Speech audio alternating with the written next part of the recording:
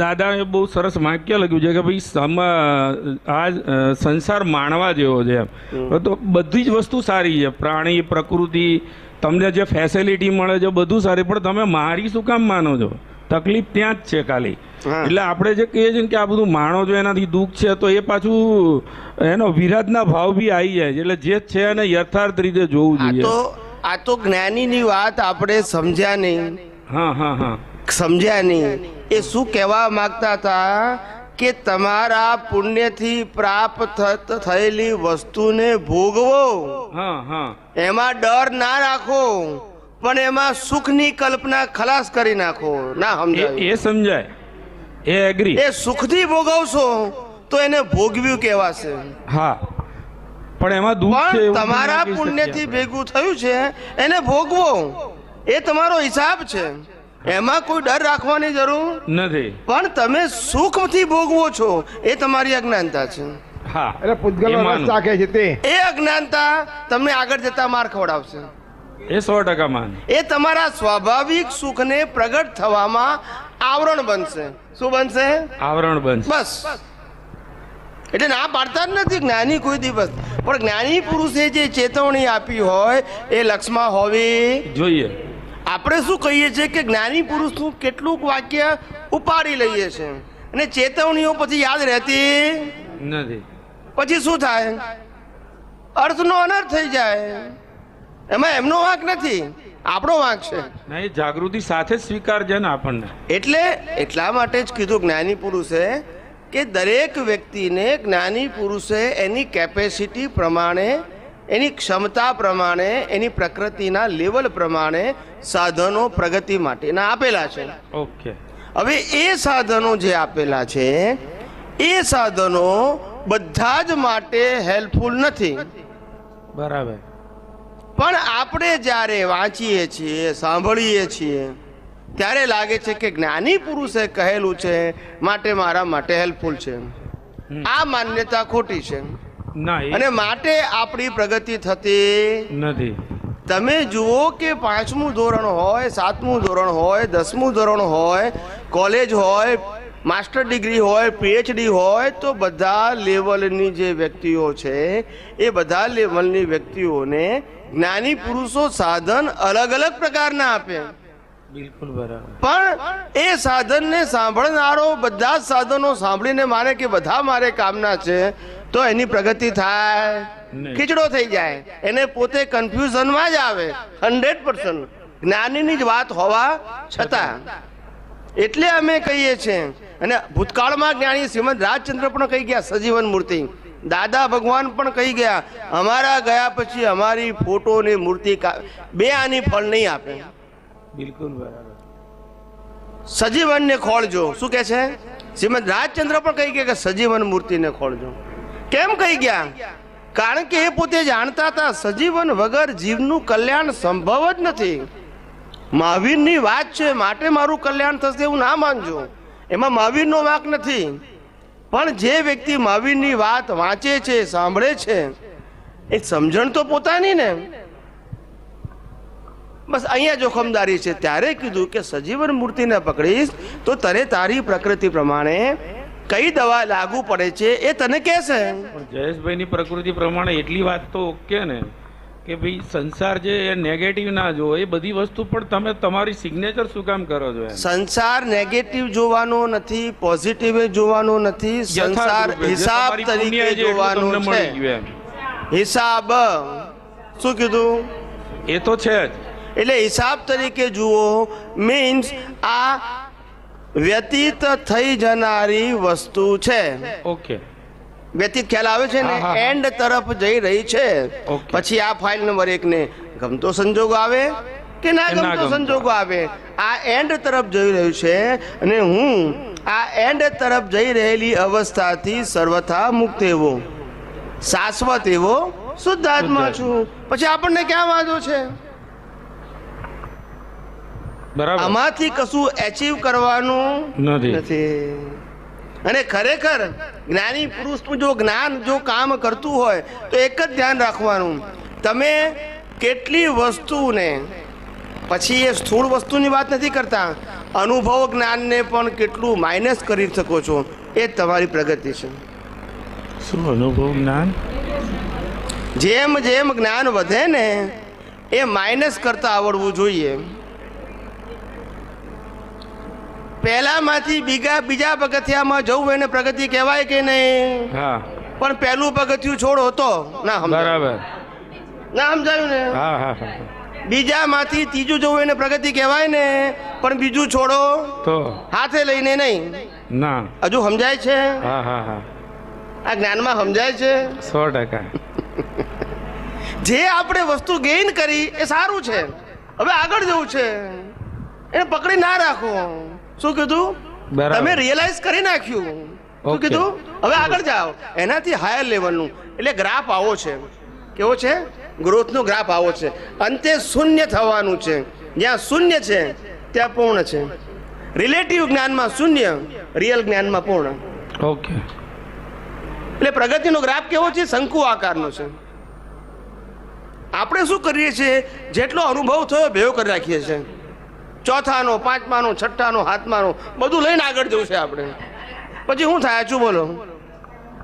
આ હું જે વાત કરું છું એટલી માર્મિક વાત કરું છું. હવે તમે કેટલી સમજી શકો છો એ તમારી ના, ના, વ્યક્તિગત એ વસ્તુ છે, 100% પણ એટલી શાર્પ અને મર્મવાળી વાત કરું છું. જો તમને સમજાય તો તમને પોતાને ખ્યાલ આવશે કે આવી આપણાથી ભૂલ થઈ ગઈ છે. તમારી હયાતીનો લાભ એ જ મળે છે. કારણ કે જ્ઞાની પાસે ખાલી દ્રષ્ટિ છે, તમારી પાસે સંજોગો છે. જ્ઞાની પાસે દ્રષ્ટિ છે કે તમે કઈ જગ્યાએ જલાયા છો, અને માટે તમને કહે છે કે અહીંથી બહાર નીકળવાનો આ રસ્તો છે. એ ચમત્કાર કરતા નથી, તમને બતાવે છે. ખાલી શું બતાવે છે? કે ક્યાંથી તમે બહાર નીકળી શકો એમ છો, આટલું તમને બતાવી શકે છે.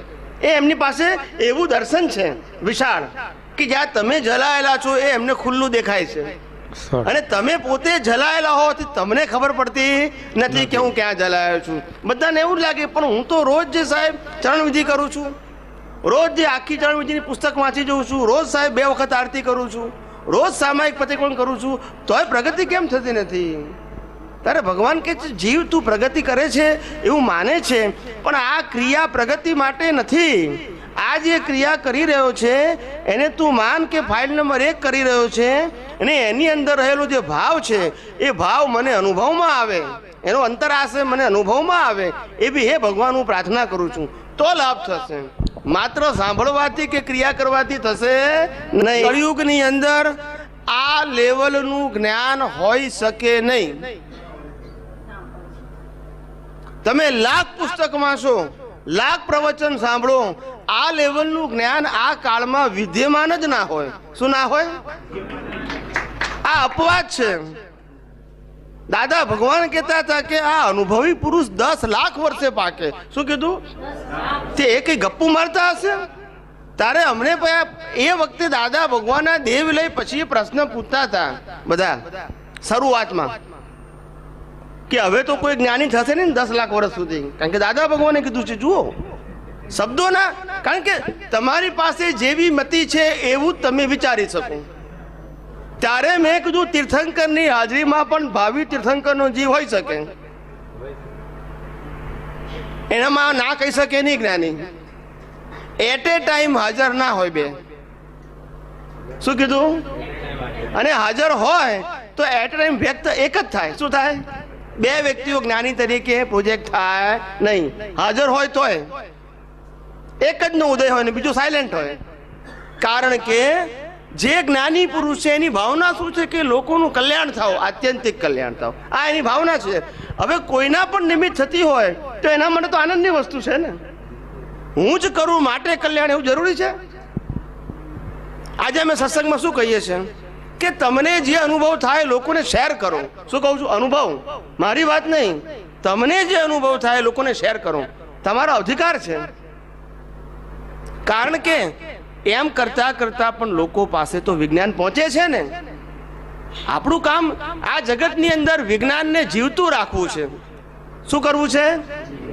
નિમિત્ત કોઈ પણ હોય, નિમિત્ત કોઈ પણ હોય, વિજ્ઞાન જીવતું રહેવું જોઈએ. વિજ્ઞાન ખલાસ થશે તો શ્રદ્ધાનો માર્ગ તો છે જ અનાદિકાળનો, અને ચાલ્યા કરવાનો છે.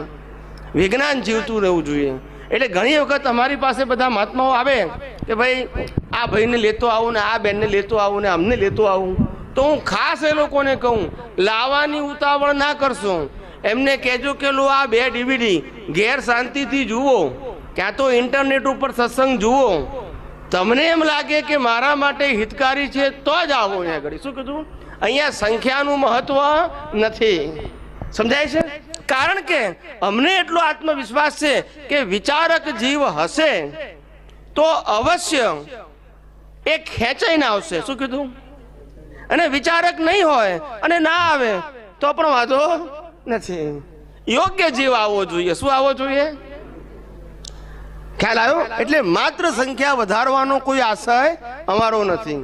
જિજ્ઞાસુ મુમુક્ષુ જે મોક્ષની રાહ ઉપર પ્રગતિ કરવા માટે તલપાપડ કે તલ્લીન હોય, સાચા જ્ઞાનીની શોધમાં હોય, એવા જીવને જે વિચારક હોય, પોતે સારા નરસાનો વિચાર કરી શકવાની ક્ષમતા ધરાવતા હોય, એવા જીવોને આ વસ્તુ પ્રાપ્ત થાય, સમજે અને સમજીને આવે એવું અમે ઈચ્છીએ છીએ.